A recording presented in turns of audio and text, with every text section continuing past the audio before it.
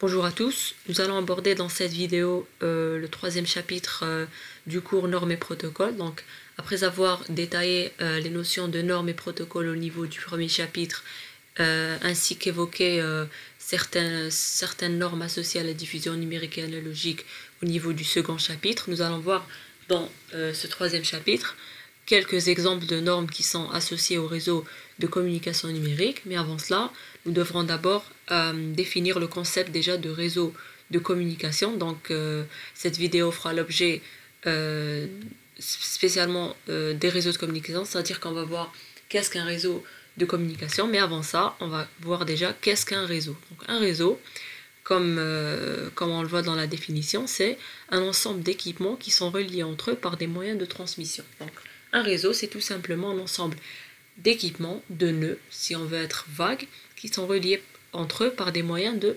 transmission. C'est-à-dire que pour avoir un réseau, il faut avoir des entités qui communiquent. Et ces entités-là, elles sont reliées via des moyens de transmission pour qu'elles puissent communiquer. Maintenant, un réseau de communication, c'est un ensemble de ressources matérielles et logicielles liées à la transmission et l'échange d'informations entre différentes entités. Donc, l'objectif d'un réseau de communication, c'est, comme son nom l'indique, la communication, c'est-à-dire qu'il doit y avoir des échanges qui se font entre les différentes entités de ce réseau.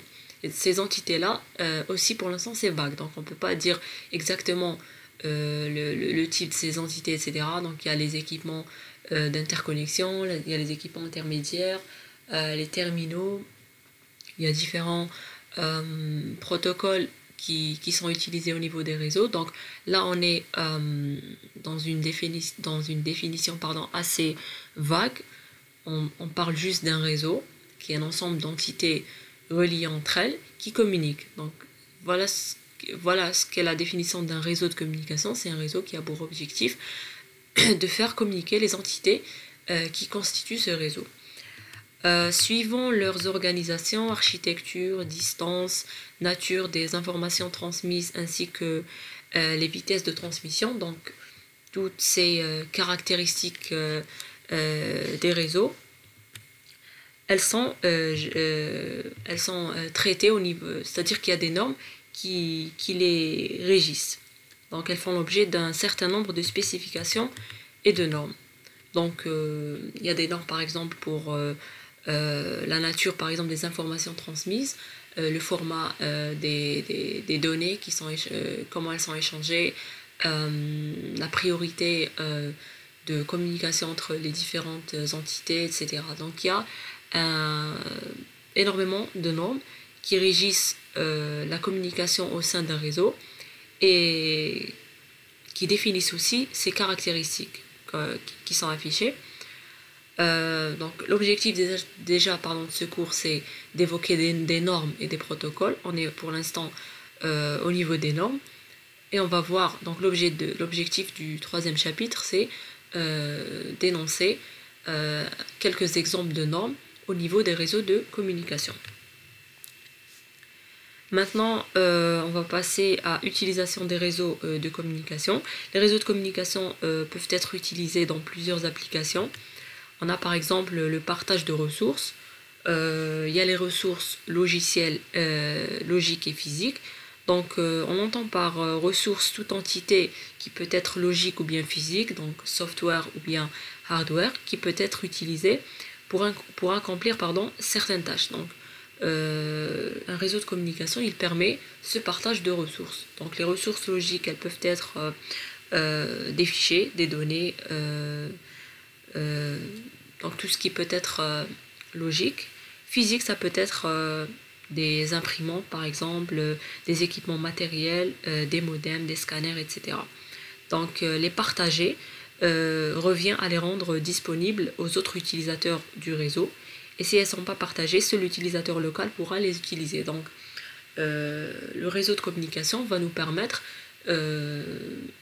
par exemple l'utilisation de ces ressources de manière commune. Donc tous les utilisateurs au sein du réseau peuvent les utiliser et peuvent bénéficier de leurs avantages. Un autre cas d'utilisation des réseaux de communication, c'est l'échange des données et communication entre les personnes. Donc échanger les données par exemple des fichiers entre utilisateurs ou machines du réseau, faire circuler ces données de manière plus rapide et de manière aussi plus sûre. Donc par exemple on peut éviter l'utilisation des disques amovibles pour pouvoir échanger des informations entre individus par exemple. Donc si on veut se partager des fichiers, donc si on passe par un réseau, c'est plus sûr et c'est plus rapide.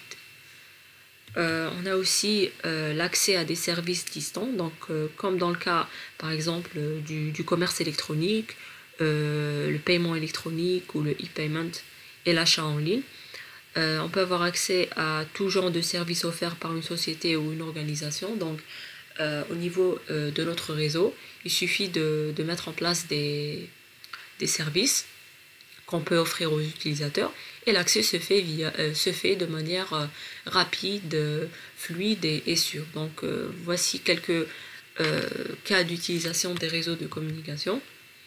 On passe maintenant à des cas d'utilisation concrets, c'est-à-dire des exemples. Par exemple, on peut utiliser les réseaux de communication au niveau des banques, par exemple. Donc on peut par exemple mettre en place un système de banque en ligne, c'est-à-dire qu'on peut faire des transactions à distance, donc sans se déplacer. On peut aussi mettre en place un mécanisme de sécurité pour pouvoir faire ces transactions de manière sûre et être sûr aussi que l'utilisateur qui est en train de faire la transaction est bel et bien le propriétaire du compte par exemple, etc. On peut aussi utiliser les réseaux de communication dans le cas des assurances aussi. On peut les utiliser dans le cas de la sécurité, donc renforcer un mécanisme de sécurité. Donc si on passe par des réseaux, ça rend la tâche plus sûre. On peut aussi utiliser les réseaux de communication dans le domaine de la santé, par exemple.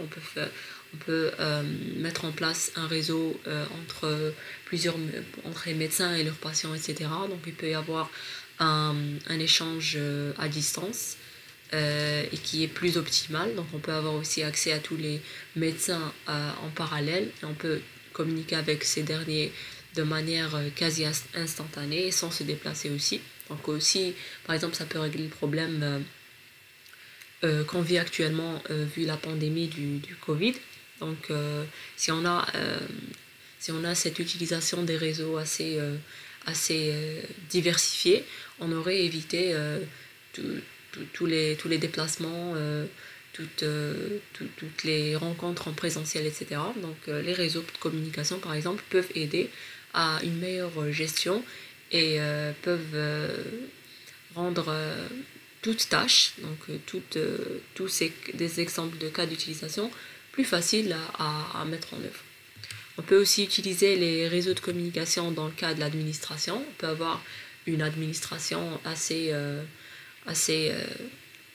fluide. On peut déléguer les tâches, on peut fournir un service administratif, le recevoir, etc. de manière assez fluide et facile et quasi instantanée. On peut utiliser aussi les réseaux de communication dans le cadre de l'enseignement à distance, donc, comme ce qu'on est en train de faire par exemple vu la pandémie. Donc un enseignant peut faire son cours à distance, il peut héberger ses cours en ligne, etc. Et donc les utilisateurs qui sont les étudiants peuvent avoir accès à ces données donc via le réseau. Donc dans notre cas d'utilisation, on utilise par exemple le réseau internet qui est le réseau mondial, et via le réseau internet on a accès aux ressources qui sont logiques, qui sont les vidéos, qui sont les enregistrements des séances en ligne, et on peut faire aussi des réunions en ligne. Donc on peut utiliser aussi les réseaux de communication dans le cas de l'enseignement à distance. On peut aussi utiliser dans le transport, donc on peut gérer par exemple, on peut avoir par exemple les vols disponibles au niveau d'un aéroport, etc. On peut avoir la liste par exemple des transports ferroviaires, etc. On peut avoir de manière instantanée une information concernant un transport donné, etc. On peut avoir, si on veut, tout le trafic qui se passe à un instant donné. Donc vous remarquez que l'utilisation des réseaux de communication est très diversifiée. Elle peut être appliquée dans plusieurs domaines industriels, santé, enseignement, académique, etc. Donc c'est vraiment varié. Donc on a cité ici quelques exemples. Maintenant, on va voir les avantages des réseaux de communication. Donc, les réseaux de communication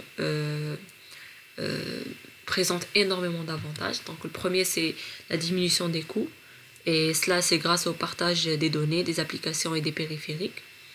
On a aussi l'accès aux données en un temps réduit. Donc, l'accès est plus rapide et plus sûr que l'utilisation de médias amovibles, comme je l'ai dit tout à l'heure, comme les clés USB par exemple, ou les DVD pour pouvoir s'échanger des données entre utilisateurs.